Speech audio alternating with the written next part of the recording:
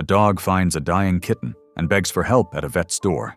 What happens next is miraculous, but not for the reason anyone expects.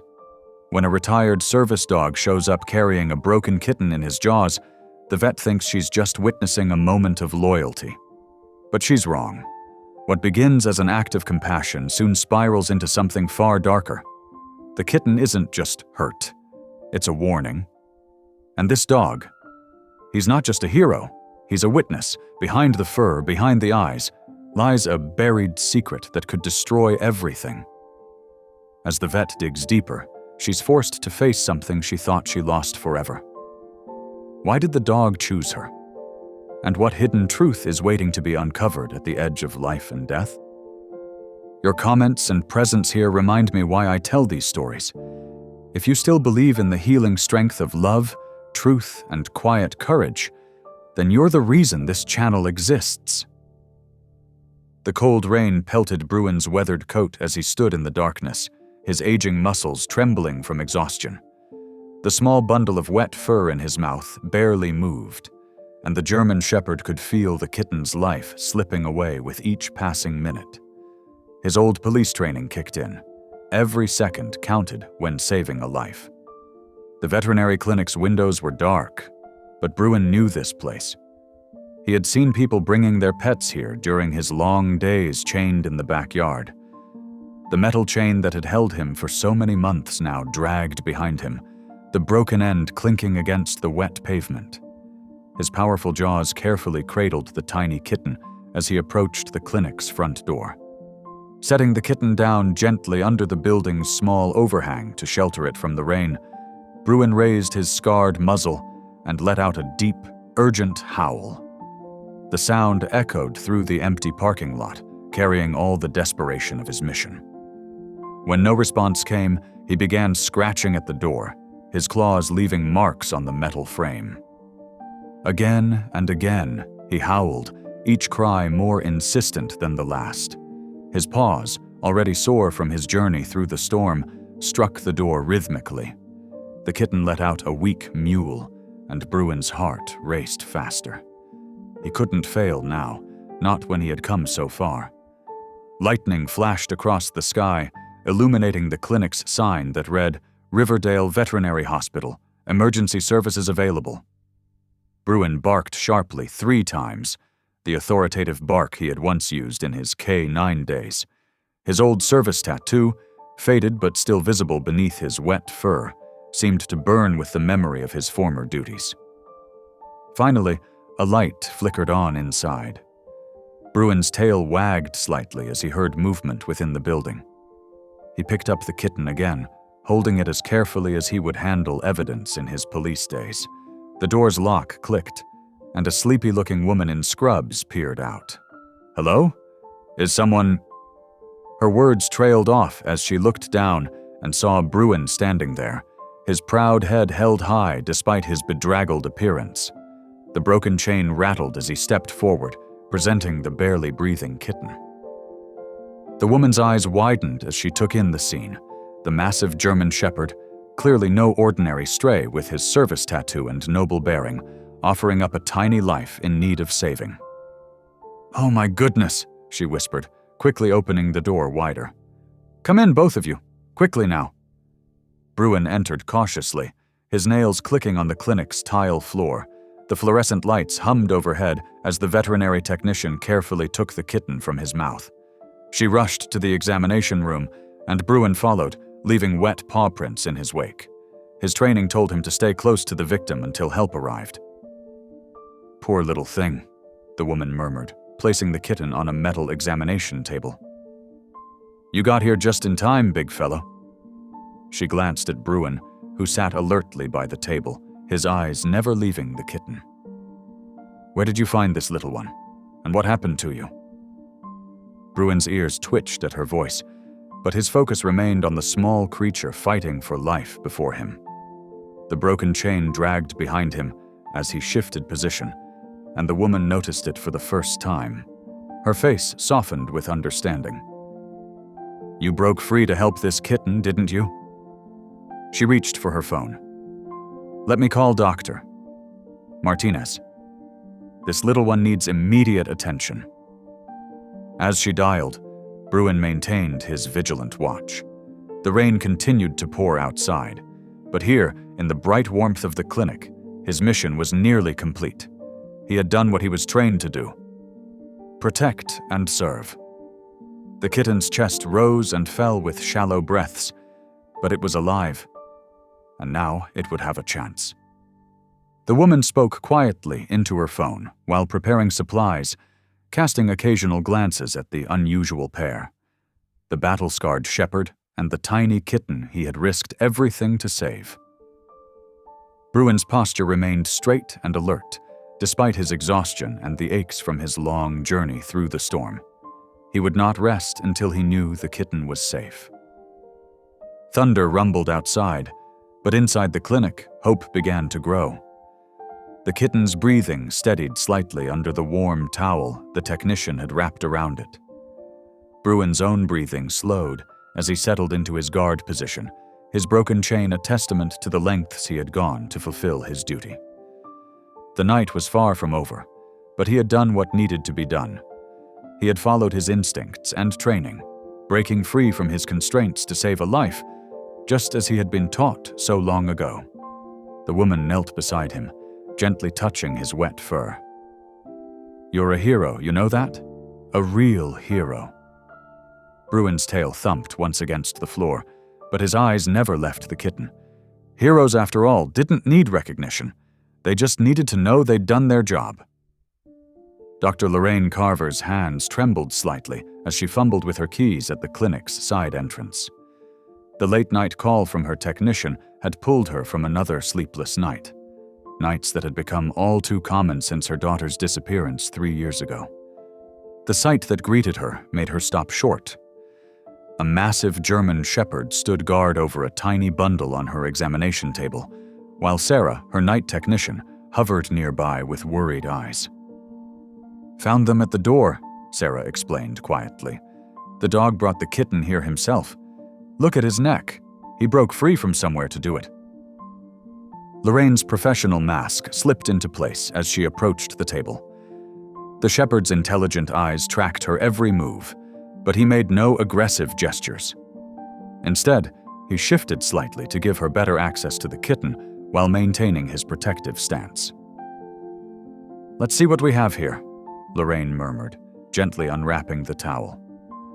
Her breath caught at the sight of the tiny gray kitten, its body covered in bruises and fresh scars.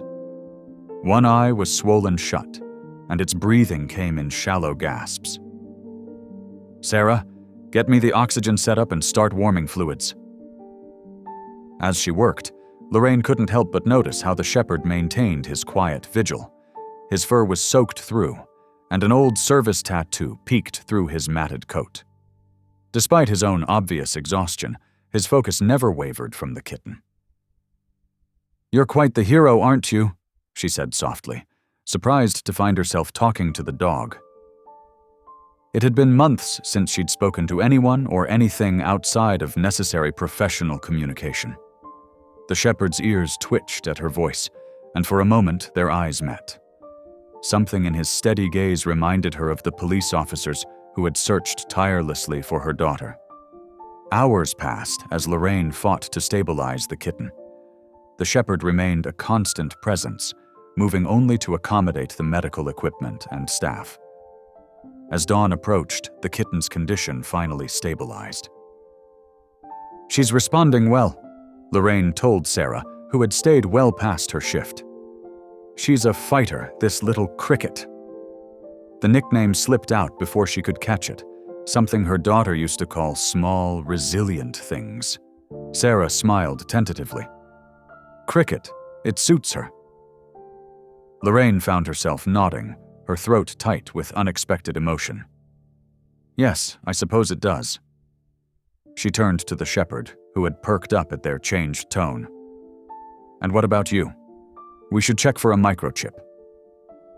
The scan revealed nothing, and the broken chain around his neck told its own story. Lorraine studied the old service tattoo more closely. "He's an ex-police dog," she mused. "Someone's been keeping him chained up outside." The thought made her stomach turn.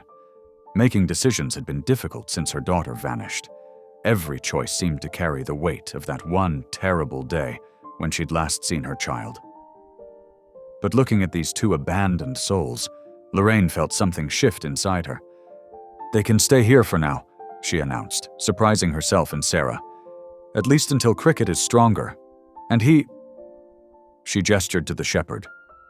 "Needs somewhere safe while we look for his original handlers." The shepherd's tail wagged once, almost imperceptibly, as if he understood. Lorraine found herself reaching out to touch his head, her first voluntary contact with another living being in months. His fur was still damp, but his eyes held a warmth that made her chest ache. Over the next few days, Lorraine found herself spending more time at the clinic than strictly necessary. Cricket gained strength slowly, her tiny body fighting back against whatever trauma she had endured. The shepherd, whom Lorraine started calling Bruin after his brown bear size, became a quiet constant in the clinic's routine. He would lay for hours near Cricket's recovery cage, moving only to follow Lorraine on her rounds. His silent presence became oddly comforting. He asked nothing of her, demanded no conversation or emotional response, yet somehow made her feel less alone. One evening, as Lorraine finished her paperwork, she found herself talking to Bruin. "You know, I used to have someone who needed me like Cricket needs you." Her voice was rough with disuse.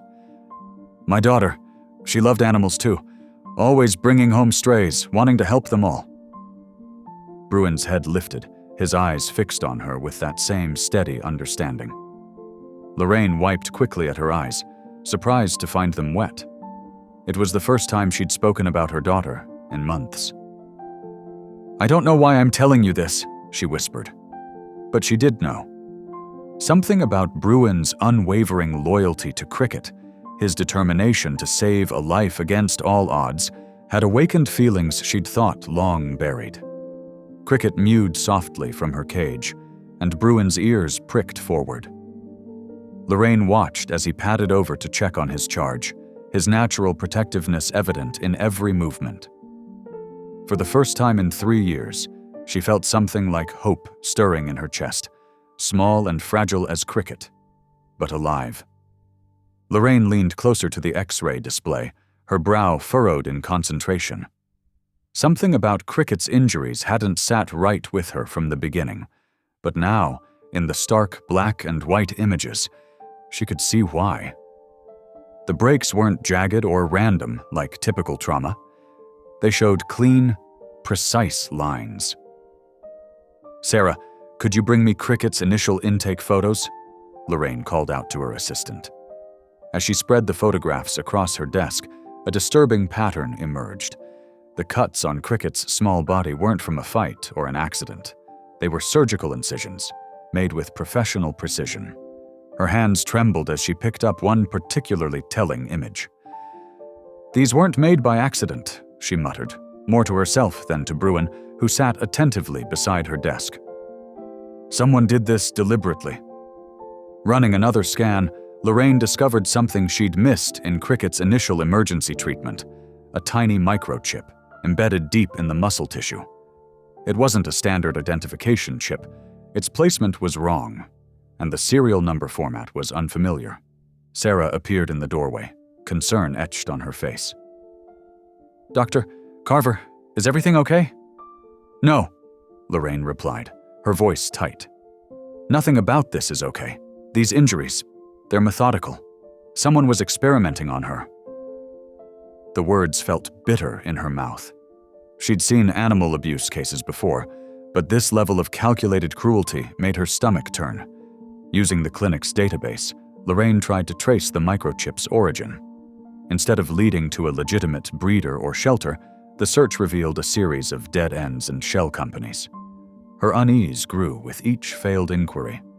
Bruin, who had barely left Cricket's side since their arrival, growled softly at the window. The sound sent a chill down Lorraine's spine. She'd never heard him make that sound before. That night, Lorraine couldn't sleep. She tossed and turned, her mind racing with possibilities, each more disturbing than the last. Around 3 in the morning, her phone rang. The clinic's security system had been triggered. When she arrived at the clinic 15 minutes later, her worst fears were confirmed. The front door hung off its hinges, and the interior was chaos. Drawers had been yanked open, files scattered across the floor. But it wasn't a random break-in. The intruders had gone straight for Cricket's medical records and the computer containing the microchip scan data. They knew exactly what they were looking for, Lorraine whispered, surveying the damage. Bruin stood rigid beside her, his hackles raised. Cricket, thankfully safe in the secured recovery ward, mewed softly from her cage. With shaking hands, Lorraine pulled out her phone and dialed a number she hadn't called in years. After 3 rings, a familiar voice answered. "Carla? It's Lorraine. I need your help."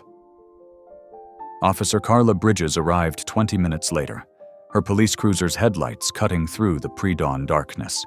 She stepped out, every inch the professional cop, but her eyes softened when she saw Lorraine. "You look like hell, Lor," Carla said, but her tone was gentle. They hadn't spoken much since Lorraine's daughter disappeared. The pain of that time had created a distance between them. Lorraine led Carla through the clinic, explaining everything, finding Cricket, discovering the surgical nature of her injuries, the mysterious microchip, and now the break-in. Carla's expression grew increasingly grave. "Show me the x-rays," she requested, and Lorraine complied. Carla studied them with the practiced eye of someone who'd seen too many crime scenes. "This isn't amateur work," she confirmed. "These cuts were made by someone with medical training." "What kind of operation would do this to a kitten?" Lorraine asked, though part of her didn't want to know the answer. Carla's face hardened. "There have been rumors about an illegal breeding ring operating in the area. High-end exotic cats, designer breeds, but we could never pin anything down. The whole operation keeps moving, leaving barely a trace." She paused, choosing her next words carefully. "The few witnesses we've found have a way of disappearing before they can testify." The words hung heavy in the air between them. Lorraine felt her chest tighten as memories of another disappearance threatened to overwhelm her.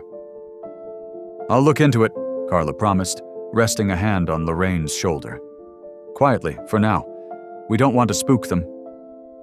She glanced at Cricket's cage, where the kitten was watching them with mismatched eyes. "Whatever you do, keep that kitten safe. She's evidence now." As Carla turned to leave, she hesitated. "Lorraine, be careful. These people, they're organized and they're dangerous. Don't try to handle this alone." Lorraine nodded, but her mind was already racing. After 3 years of feeling helpless, of watching life pass by in a fog of grief, she finally had something to fight for.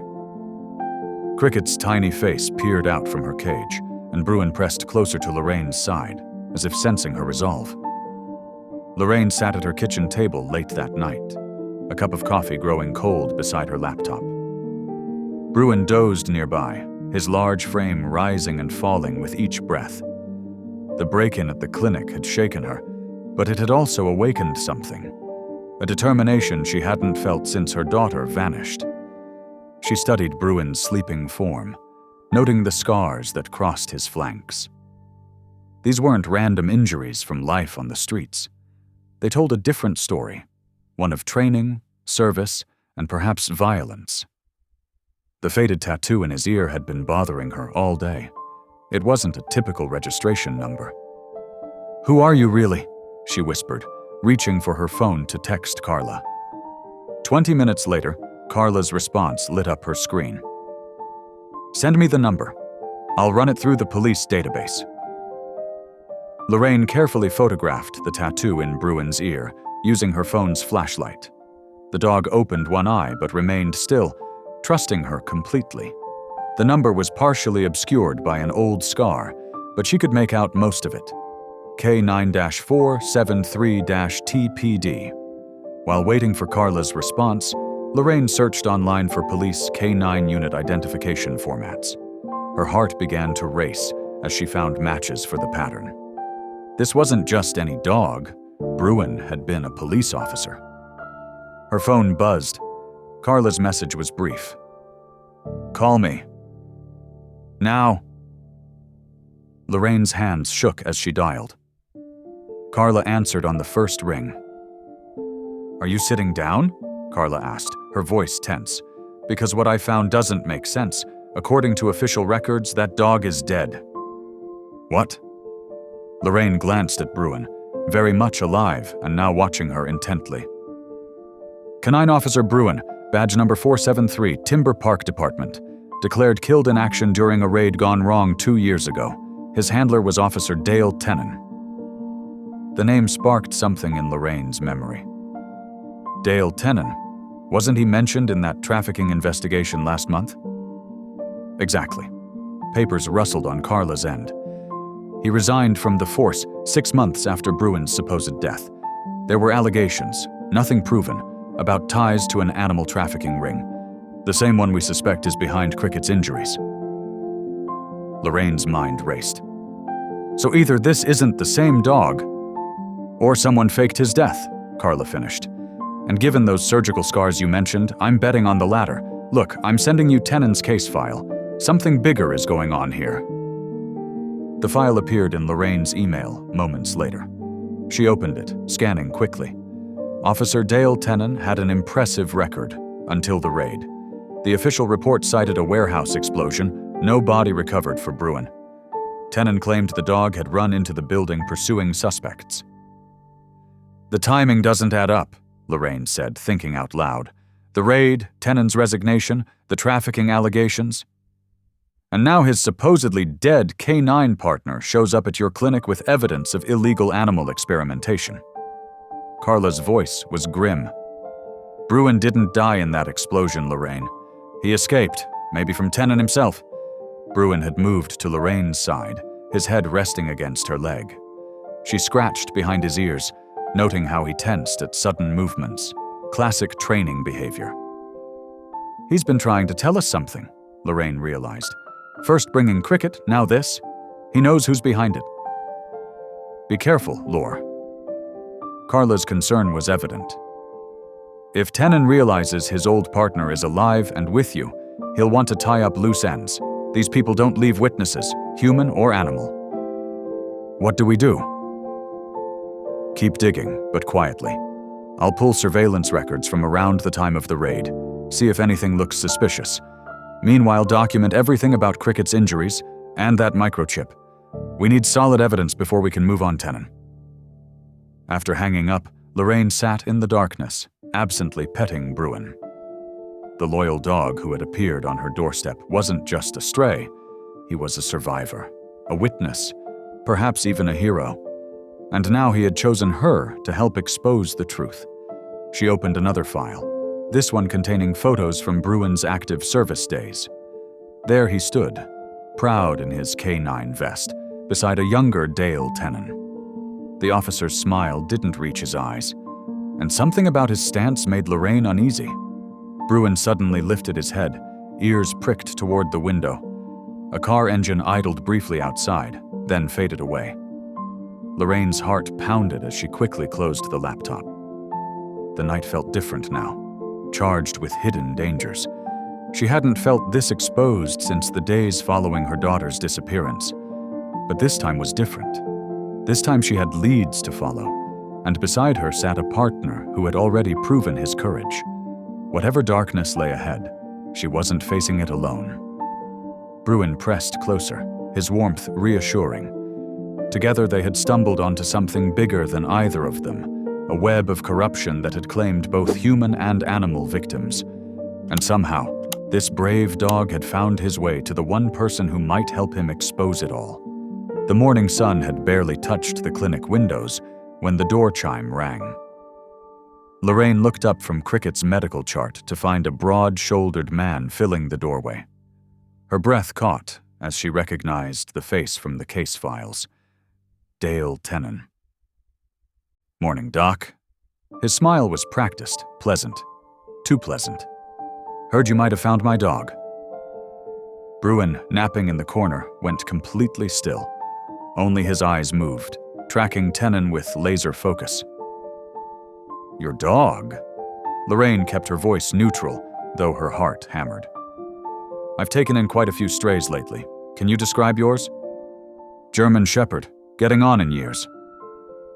Kitten stepped closer, scanning the room. Used to be a police dog, actually.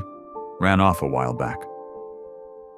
I thought police dogs were carefully tracked, Lorraine said, shuffling papers to hide her trembling hands. Especially if they go missing. Something dark flickered across Kitten's face. Well, sometimes tracking systems fail. Things get lost in the shuffle. Cricket chose that moment to emerge from under a desk, limping toward Bruin. Kitten's gaze locked onto the kitten, noting the surgical scars visible through her patchy fur. Interesting little cat you've got there, he said softly. Those look like professional cuts. Car accident, Lorraine lied smoothly. Poor thing got pretty banged up. That right? Kitten's eyes never left Cricket. Shame about all these recent break-ins at vet clinics. Dangerous world out there for vulnerable animals. The threat hung heavy in the air. Lorraine forced a smile. Well, I'm sorry I couldn't help with your dog. Perhaps try the shelter in Timber Park. Oh, I will. Kitten backed toward the door, all casual politeness. Thanks for your time, Doc. Keep those security cameras running, yeah? After he left, Lorraine sank into her chair, shaking. Bruin padded over, pressing against her leg. She pulled out her phone and typed quickly to Carla. Kitten was here. Looking for Bruin. He saw Cricket. The response came immediately. Don't leave them alone. Coming over after shift. But Carla didn't make it in time. Lorraine arrived the next morning to find the clinic's back door hanging off its hinges. Inside, cabinets stood untouched, drugs and equipment undisturbed. But Bruin and Cricket were gone. They only wanted the animals, Carla said later, examining the break-in scene. Professional job. No prints, minimal damage. Not minimal to them, Lorraine's voice cracked. She held up Bruin's torn collar, found near the door. He fought back. Wait. Carla squinted at something tucked into Cricket's empty bed. What's that blinking? Lorraine rushed over, hope surging. The tiny GPS tracker she'd hidden in Cricket's new collar was working. Its signal pulsed steadily on her phone screen, moving north along back roads. You tagged her? Carla asked, impressed. After what happened to my daughter, I don't take chances. Lorraine grabbed her keys. Are you coming? They followed the signal to the outskirts of town, where abandoned farms dotted the landscape. The tracker led them to a weathered barn, its red paint peeling like old scabs. We should wait for backup, Carla whispered, drawing her weapon. They could be dead by then. Lorraine was already moving toward a side door. The barn's interior was dim and stank of fear. Cages lined the walls, holding dozens of animals, dogs with fresh surgical scars, cats with missing eyes, even exotic birds with clipped wings. All bore signs of experimentation. My God, Carla breathed. This is bigger than we thought. A weak bark drew them to the back. Bruin lay chained to a post, blood matting his fur where he'd fought against his restraints. Nearby, Cricket huddled in a water-filled cage, barely keeping her head above the rising level. It's a torture operation, Lorraine realized, rushing to free Cricket. They're testing how much trauma different breeds can survive. For fighting rings, medical research, specialty breeding. Carla began photographing everything. This is enough evidence to... A door slammed somewhere above them. Footsteps creaked on old wooden boards. Hide, Carla hissed, pulling Lorraine behind a stack of crates. They crouched in silence, hearts pounding, as boots descended the barn's stairs. Bruin, still chained, let out a low growl. Quiet, you old traitor, Kitten's voice rang out. Should have left you dead the first time. The dim barn air grew thick with tension as Kitten's footsteps echoed above. Lorraine's hands trembled as she clutched Cricket close, the kitten's wet fur soaking through her shirt. Behind their hiding spot, more animal sounds emerged. Whimpers, scratches, and the rattling of cage doors. "We need to document everything," Carla whispered, her phone carefully recording while staying hidden. "But first priority is getting you two out safely."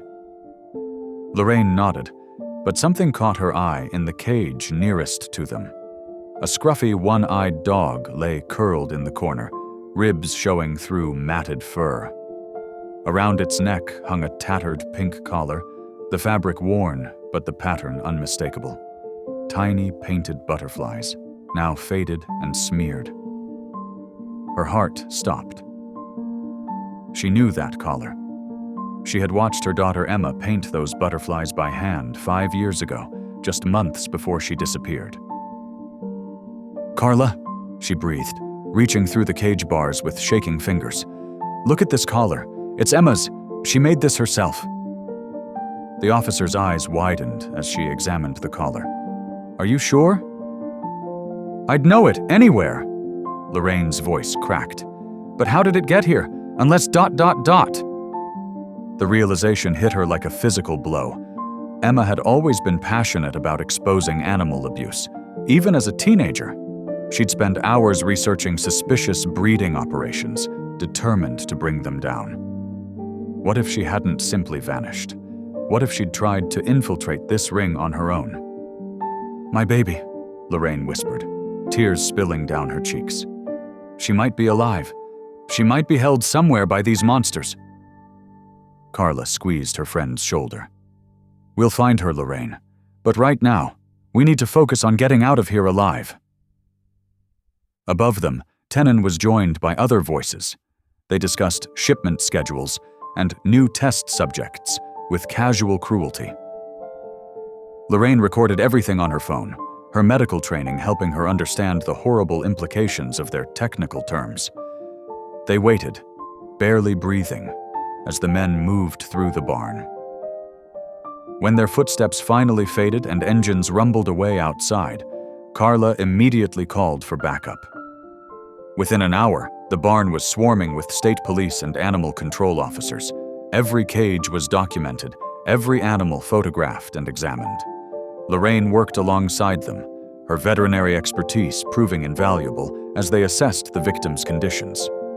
The one-eyed dog, whom Lorraine named Hope, was transported to her clinic along with the most critical cases. As she treated their wounds, she couldn't stop staring at Emma's collar, now carefully preserved in an evidence bag.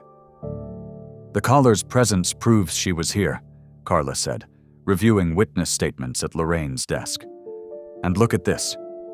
She held up a ledger found hidden in the barn's office. "There are coordinates listed here, referring to some kind of compound. The dates match the timeline of Emma's disappearance." Lorraine studied the numbers through tear-blurred eyes. She must have gotten too close to something they wanted to hide. They took her to stop her from exposing them. And now we're going to use what she found to bring them down. Carla's voice was steel. "The task force is planning a coordinated raid on every location mentioned in these records. We'll find her, Lorraine." Hope limped over, pressing against Lorraine's leg. Despite everything the dog had endured, there was intelligence in that single eye, and something else. Recognition? Understanding? Lorraine knelt down, gently stroking the scarred head. "You knew her, didn't you?" she whispered. "You saw my Emma." The dog's tail wagged slightly, the first positive response they'd seen from her. Lorraine's heart soared with renewed purpose. After 5 years of paralyzing grief, of not knowing whether her daughter was dead or alive, she finally had something concrete to act on. "The task force wants to interview you," Carla said softly. "Your medical expertise combined with your personal connection, it could help us understand exactly what we're dealing with." Lorraine nodded, standing up straighter. "I'll tell them everything I know, about the surgical techniques I've observed, the pattern of injuries, the drugs they're using, and about Emma, how she was investigating them before she vanished. We're going to need your help caring for the rescued animals too," Carla added. "There'll be key evidence in the prosecution." "I'll coordinate with other local vets," Lorraine said, already making mental lists. "Set up a dedicated recovery ward, Document everything." She paused, touching Emma's collar one more time. "And I'm going to find my daughter." Hope pressed closer, as if sealing a pact. Together they would unravel this dark web. The brave dog who had worn Emma's collar, the mother who had never stopped searching, and the police officer who stood beside them both, ready to deliver justice. The compound coordinates beckoned like a promise. Somewhere at the end of those numbers, Lorraine prayed her daughter was waiting to be found. Dawn painted the sky in shades of gray as dozens of vehicles silently converged on the remote compound. Lorraine's heart pounded in her chest as she waited in the command vehicle with Carla and the tactical team leader. Through night vision binoculars, she could make out the facility's outline, a sprawling concrete structure surrounded by high fences and guard posts. "Remember," Carla whispered, checking her vest one final time, "you stay behind us until we clear each section. Your medical expertise is crucial, but we need you safe." Lorraine nodded, her fingers brushing the emergency kit at her side. Beside her, Bruin sat alert, his ears pricked forward. Though they'd tried to leave him secured at the clinic, he'd somehow broken free and followed them. Now he watched the compound with an intensity that suggested he knew exactly what lay inside. The radio crackled. "All units in position. Execute on my mark." Lorraine held her breath. 3 heartbeats passed. "Go, go, go!" The pre-dawn stillness exploded into coordinated chaos. Flashbangs illuminated the compound's exterior as tactical teams breached multiple entry points simultaneously. Guard dogs began barking, their sounds cut short as animal control officers deployed specialized restraint equipment. Following the strike team, Lorraine entered through the main door. The familiar antiseptic smell hit her first, too clean, too medical for what should have been a warehouse. They moved quickly past rows of cages containing dozens of animals, some recovering from crude surgeries, others clearly being prepped for transport. "Clear!" The calls echoed from room to room as teams secured the facility. Suddenly, gunshots erupted from deeper inside the compound. Bruin's head snapped up, and before anyone could stop him, he bolted down a darkened hallway. "Bruin, wait!" Lorraine called out, but the German Shepherd disappeared around a corner. "Shots fired in the East Wing!" someone shouted over the radio. "Suspect identified as Kitten. He's armed!" More gunfire. Then a girl's scream. Young, terrified, familiar in a way that made Lorraine's blood run cold. "Emma," she breathed. Without thinking, she ran after Bruin, ignoring Carla's shouts to stay back. The hallway opened into a large room filled with smaller cages. The sight stopped Lorraine cold. These weren't meant for animals. These were meant for people. And there, in the furthest cage, was Emma. Her daughter lay curled on her side, thin and pale, but alive. Before Lorraine could reach her, Dale Kitten emerged from behind a storage unit, his service weapon trained on Emma's cage. "Not another step," he snarled. With his free hand, he yanked a lever on the wall. Metal doors slid open along the room's perimeter, and 3 massive Rottweilers stalked out, teeth bared. "You should have stayed away," Kitten said. "All of you. We were doing important work here, advancing medical science, making breakthroughs." "By torturing animals?" Lorraine's voice shook with rage. "By kidnapping my daughter?" She was going to expose everything, just like that mutt of mine. Bruin knew too much, saw too much. But this time I'm finishing what I started. He raised his gun, but before he could fire, a tan blur launched from the shadows.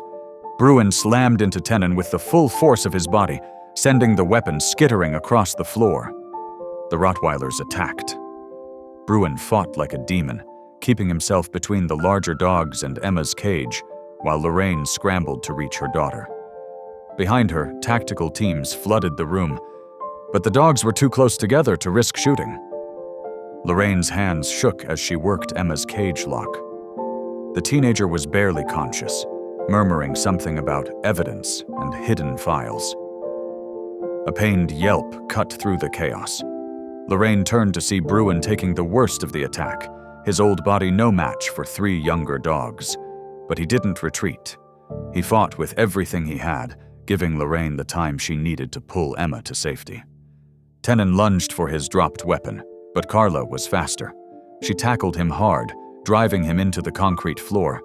Other officers swarmed in, subduing him while animal control officers worked to contain the Rottweilers. When the dust settled, Lorraine found Bruin lying still among the chaos. His breathing was shallow, his fur matted with blood from multiple wounds. She dropped to her knees beside him, medical training warring with crushing emotion. "Stay with me, boy," she pleaded, applying pressure to the worst injuries. "Please stay with me. You found her. You brought my Emma back to me." Bruin's tail thumped weakly against the floor. His eyes, though clouded with pain, held the same steadfast loyalty she'd seen that first night at her clinic, when he'd arrived with a dying kitten and changed everything. Emma crawled over, her weak fingers finding Bruin's fur. "He protected me," she whispered hoarsely. "All this time. He'd sneak me food, warn me when the bad ones were coming. He's a hero, Mom." Behind them, officers led a handcuffed Kitten past. The former canine handler refused to look at the dog he'd betrayed, the partner he'd left for dead years ago. Medical teams rushed in with stretchers, one for Emma, one for Bruin. As they worked to stabilize both patients, Lorraine found herself torn between her daughter and the dog who had sacrificed everything to bring them back together. "Go with Emma," Carla said softly, kneeling beside her. "I'll stay with Bruin. We'll get them both to safety." Lorraine squeezed her friend's hand in gratitude, then followed the medics carrying her daughter. Behind her, she could hear Carla's gentle words of encouragement to Bruin as they lifted him carefully onto a stretcher. The compound's shadows began to fade as morning light spilled through broken windows, illuminating the truth of what had happened here and the unshakable bonds of loyalty that had finally brought it all into the light. In the harsh fluorescent light of the compound, Lorraine watched helplessly as Bruin's breathing grew more labored. The German Shepherd's once powerful body lay broken, his fur matted with blood from the wounds he'd sustained protecting Emma. Despite Carla's desperate calls for medical backup, Lorraine knew in her heart that help wouldn't arrive in time. She knelt beside him, gently cradling his head in her lap. "You saved her," she whispered, tears falling freely. "You brought my baby back to me." Bruin's tail thumped weakly against the concrete floor. His dark eyes, though clouded with pain, held the same unwavering loyalty she'd seen that first night at her clinic. Even now, he kept glancing toward Emma, who lay on a stretcher nearby as paramedics worked to stabilize her. "He's been watching over me, Mom," Emma called out weakly. "For months. He'd warn me when they were coming, share his food." Her voice broke with emotion. Lorraine stroked Bruin's graying muzzle, noting how the old scars told the story of a life spent protecting others. First as a canine officer, then as a guardian angel to a trapped kitten, and finally as her daughter's silent protector. The weight of his sacrifice pressed heavy on her heart. "It's okay now," she murmured, as his breathing grew more shallow. "You can rest. We'll take care of everything." With one final shuddering breath, Bruin's eyes closed. His body relaxed, the pain and burden of his mission finally lifting. Lorraine bent over him, her tears falling into his fur as she whispered "thank you" over and over. Around them, the raid's aftermath unfolded in organized chaos.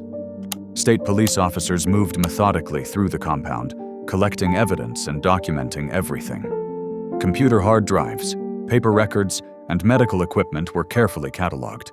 Each piece would help build the case against Dale Kitten and his network. Carla approached quietly, placing a gentle hand on Lorraine's shoulder. "The evidence team found detailed records going back 5 years," she said softly. "Files on every animal, every person they trafficked. Kitten kept meticulous notes. He won't escape justice this time." Through her tears, Lorraine watched as officers led Kitten and 3 other handcuffed men toward waiting police vehicles. The former canine handler's face was a mask of cold defiance, but she noticed how he flinched when he passed Bruin's still form. "He was your partner," she called out, anger cutting through her grief. "He trusted you." Kitten paused, shoulders tensing. For a moment, something like regret flickered across his weathered face. Then the mask slammed back into place, and officers pushed him forward into the waiting car. Emergency medical technicians carefully loaded Emma onto an ambulance stretcher. Her daughter was severely dehydrated and malnourished, but her vital signs were stable.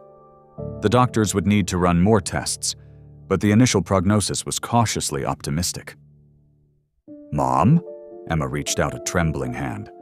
"Will you ride with me?"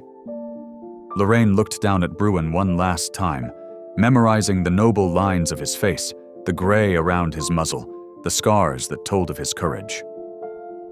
She gently laid his head down and stood up. "We'll take care of him," Carla promised. "Give him the hero's farewell he deserves." In the ambulance, Lorraine held her daughter's hand as they drove toward the hospital. Emma drifted in and out of consciousness, but each time she woke, her grip would tighten, as if making sure her mother was still there. The next few days passed in a blur of medical tests, police interviews, and tearful family reunions. Emma's recovery would be a long journey, but she grew stronger each day. The therapists said her resilience was remarkable, though they cautioned that healing emotional wounds would take time. State authorities worked around the clock, using the evidence from the raid to dismantle Ketten's trafficking network. The investigation expanded across 3 states, leading to more arrests and the rescue of dozens of animals and several other captives. Dale Kitten and his core group of accomplices were charged with multiple felonies: animal cruelty, human trafficking, kidnapping, and more.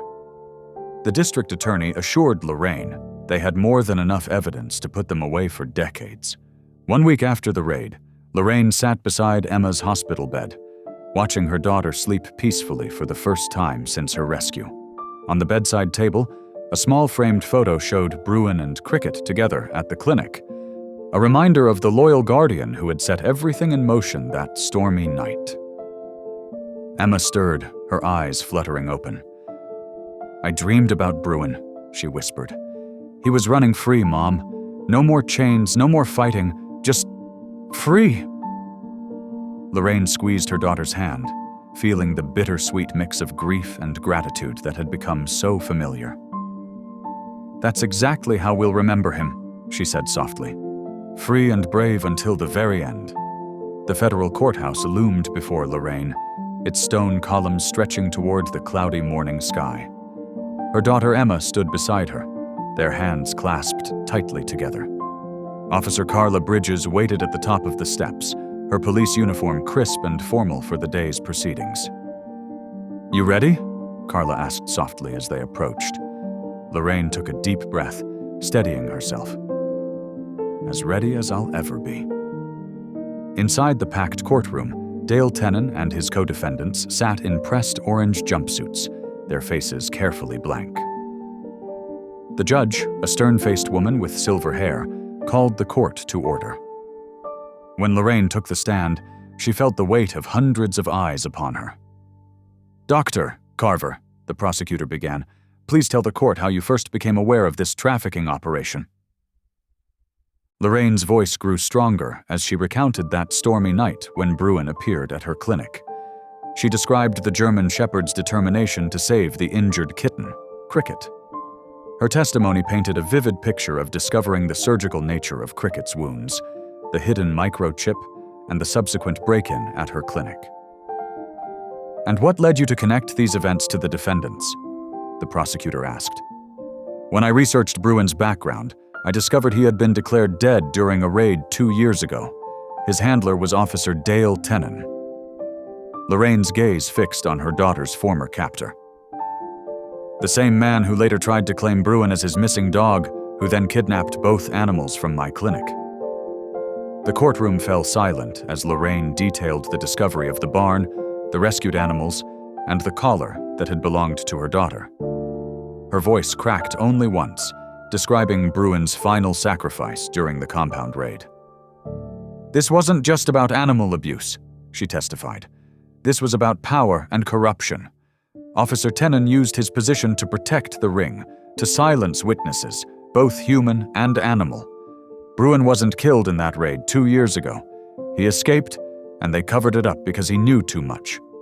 During cross-examination, the defense tried to paint Lorraine as emotionally compromised, suggesting her judgment was clouded by her daughter's disappearance. But Lorraine remained steady, her responses clear and factual. The evidence supported every word. Local news cameras captured each day of the trial. The story of Bruin's heroism captured public imagination.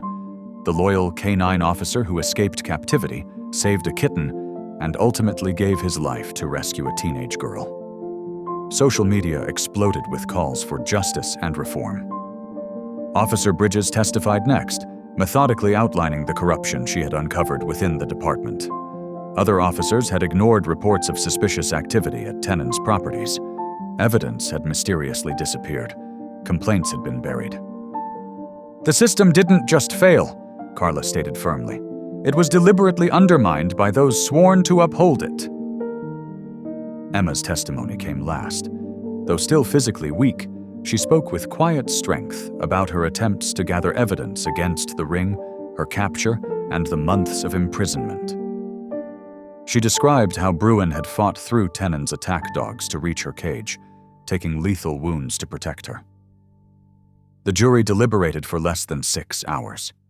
They found Kitten and his co-defendants guilty on all counts. The judge's sentence was severe, multiple life terms without possibility of parole. But the impact reached far beyond one courtroom. State legislators, responding to public pressure, introduced the Bruin's Law package of reforms. The bills strengthened penalties for animal abuse, created new oversight for canine programs, and established an independent commission to investigate law enforcement corruption. After the verdict, reporters gathered on the courthouse steps. Lorraine stood at the microphone, Emma and Carla flanking her supportively. "Today, justice was served," she began. "Not just for my daughter, not just for Bruin, but for every vulnerable being these men victimized. Their crime wasn't simply cruelty. It was betrayal of trust, abuse of power, and corruption of the systems meant to protect us." She held up a photo of Bruin. "This brave dog never forgot his duty to protect and serve. His sacrifice exposed the darkness and brought truth to light.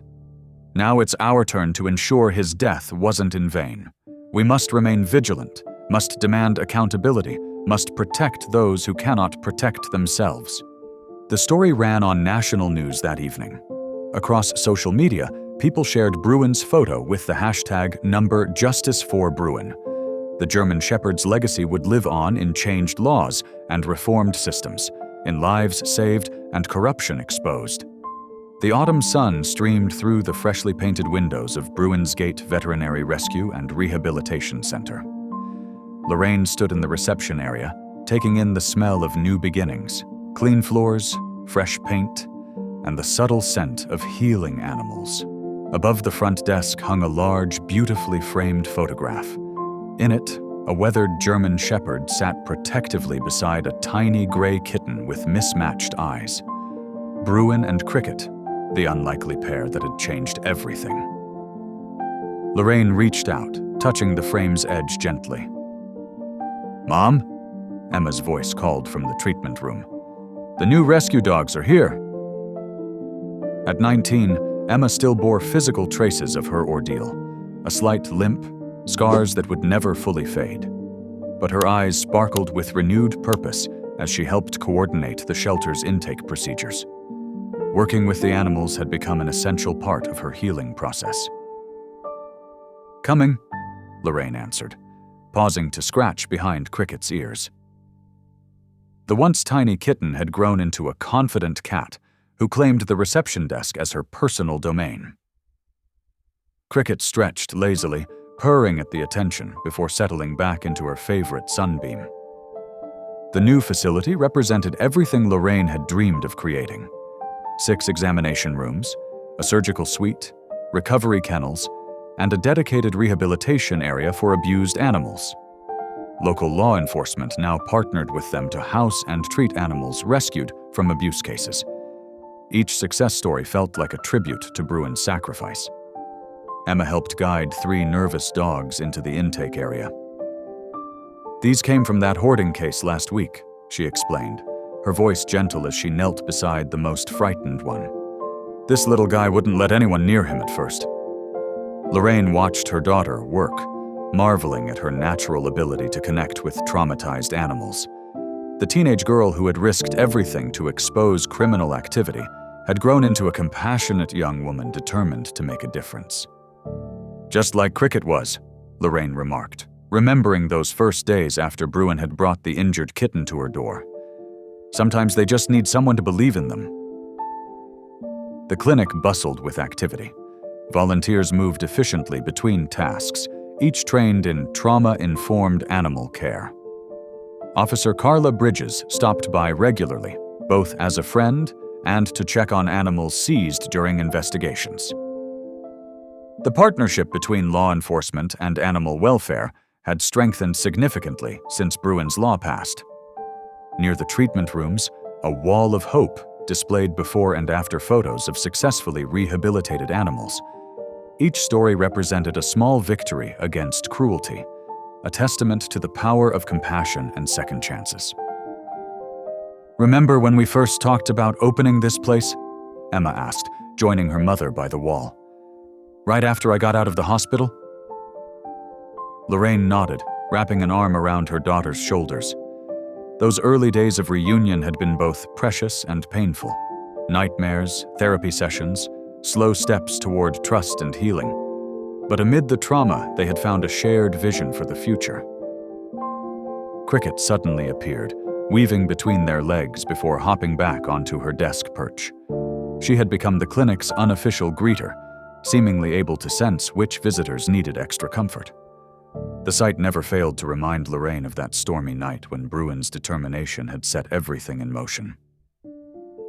"He would have loved this place," Emma said softly, looking up at Bruin's photo. "He does love it," Lorraine corrected gently. "Every time we save another life, every time we help an animal learn to trust again, that's Bruin's spirit living on." Mother and daughter stood together, watching the afternoon light play across the clinic's newly painted walls. Through the windows, they could see the rescue facility's sign. "Bruin's Gate, where second chances begin." Below it, in smaller letters, "In memory of a hero who never gave up." Thank you for watching. Stories like this remind us who we are. If something touched your heart, go ahead and subscribe. I'll be back tomorrow with another story that just might stay with you.